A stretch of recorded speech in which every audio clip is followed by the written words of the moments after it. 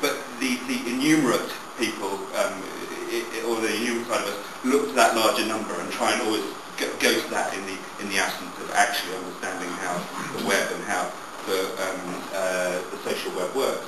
I thought one of the other things thoughts that came to mind because of Jim's challenge was actually numbers help with people developing literacy. I'm not an incredibly numerate person. I work with data analysts and people who are experts in numbers. I'm much more of a stories kind of a person. But I love it when numbers tell me a story, and I love it when numbers help me to learn a new platform and develop a new literacy. And this is some numbers that tell a story that I tell a lot when I'm trying to explain the idea of social web literacy to clients and colleagues. And it's a very, very simple graph of the number of tweets that I made every month for the last 2.5, 3, more than that, years. So I joined Twitter in November 2006 and made a grand total of 7 tweets in my first month.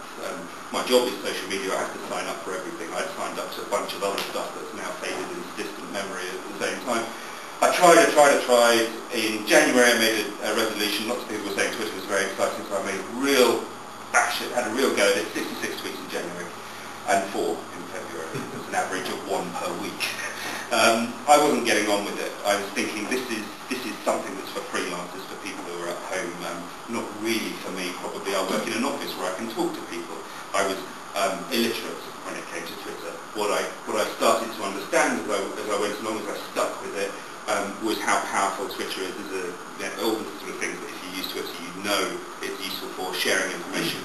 Those amazing moments of serendipity when you discover exactly what you need. It's a great filter for news, all of those sorts of things. It's a great way of staying in touch with people.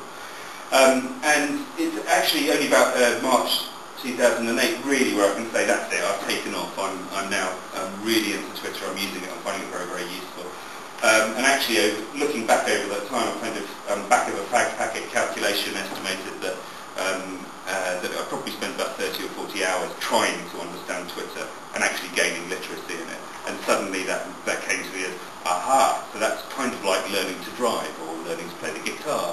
I actually have to spend time with it because when people turn up to Twitter, they turn up with the wrong literacy. They think it's an email inbox or an SMS inbox, and it's not. Much more powerful than that. But anyway, numbers kept me coming back to Twitter, and numbers kind of explain that literacy to me, and I can turn that into a story which helps other people to understand that you can't just switch on Twitter and there you understand it. It's something you need to learn, like an instrument or learning to drive.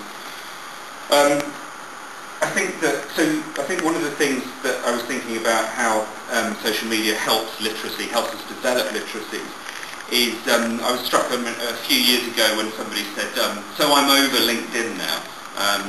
We used to play it as a game in my office, basically. Nobody said it was a game, but it was a game. Who's got the most connections? It was a numbers thing. Who's got the most contacts? That kind of like. And you kept going back to see whether you'd got any more, and you built it up, and then you got to 500 plus. It doesn't display the number anymore, so I've won. That's it. Game over. But actually, that gaming instinct and that reward instinct of the numbers and the analytics attached to a lot of platforms is really, really useful. It can be unuseful when we get addicted and we're just checking our Twitter every 5 seconds just to see if anyone's retweeted or messaged us. But while we're learning it, that kind of little addiction to the numbers is quite a good way to keep going back and to spend that whole 40 hours or so that you need, say, to learn something. So I think that kind of addiction to the metrics on a really small level can be quite a useful way for colleagues to pick up new skills, new platforms, new literacy. And I think as well that where I've learned the most about things like SEO and about how networks work and about how content spread in networks is to do with the kind of obsessive checking of my blog analytics over the years. I think that's a really useful thing as well. I think I'm probably going on a little bit too long. I am sorry. So I'm going to skip forward. I'm going to skip forward over this kind of idea of the learning curve that you go through when you're acquiring social media literacies. I'm going to just show you a few of the different types of literacies that we think about and how numeracy can maybe support those. We talk about things like having to learn how to divide our attention between lots of different things in a network, how to consume data more critically when we're online.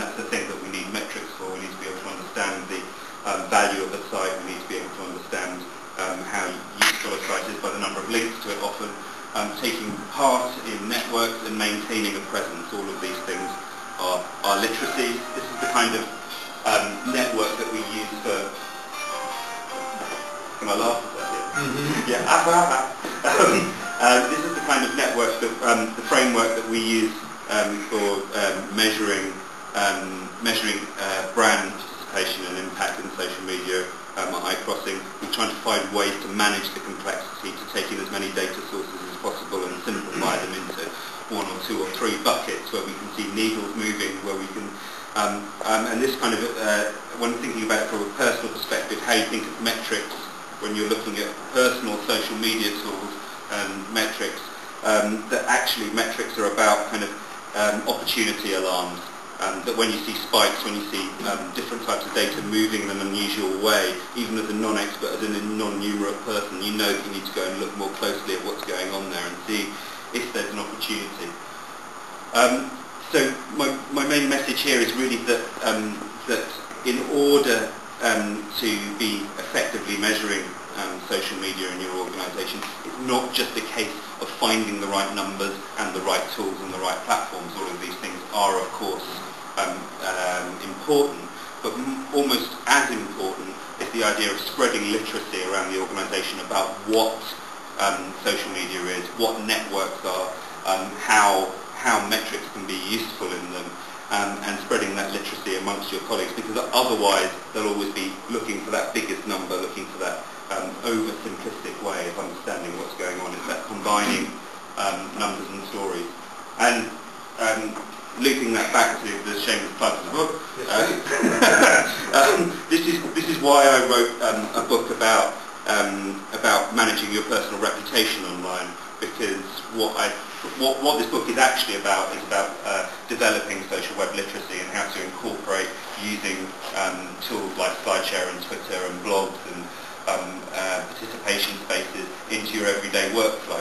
But if I put that as the subtitle, nobody would ever have looked at it.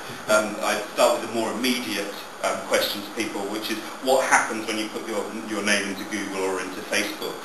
What comes up? What does that mean when people are looking for you for a job, to find out about you for a job? What happens when people want to do a business deal with you and they put your name in there? What happens when a colleague puts your name in there? And that's the kind of the immediate need. That's the story that I tell people to try and get them interested in the idea of developing their personal web literacy. It's not something I think that you can outsource to agencies. It's something that everybody in organisations needs to learn as quickly as possible. And I start with some simple ideas like how to search, how to understand the possibility of appearing first in Google and first on Facebook when people look for you. How to draw a line between private and public, and how to manage your personal networks. There's a lot of talk around things like Dunbar's number, where there's the idea that you can, Robin Dunbar, the anthropologist, he says that you can only ever manage about 150 friends, but of course social media helps you to manage much, much bigger networks. How do you think about that? How do you divide them up? How do you understand when and where to spend time and attention in developing your networks and sharing things with them? And it's given rise as well, it's a shameless plug for a company product, but it's a free thing. One of the ways that we try to engage clients around social media metrics and social media monitoring is to put a really simple version of social media monitoring into their hands. So if you search on iTunes, if you have an iPhone for the Say What application, it's a sort of social media monitoring thing that looks across Dig and blogs and Twitter for a brand name. Very, very useful for a quick dinner table or lunchtime or meeting demonstration of how quickly how a web presence for a brand or for an individual can be represented across the web. I'm probably over time now. No, that's perfect. No, perfect. Sorry, that was a barrage of ideas. I do appreciate. I wish I decided to only talk about one of them, but hopefully that's at least woken you up by confusing you. Thank you.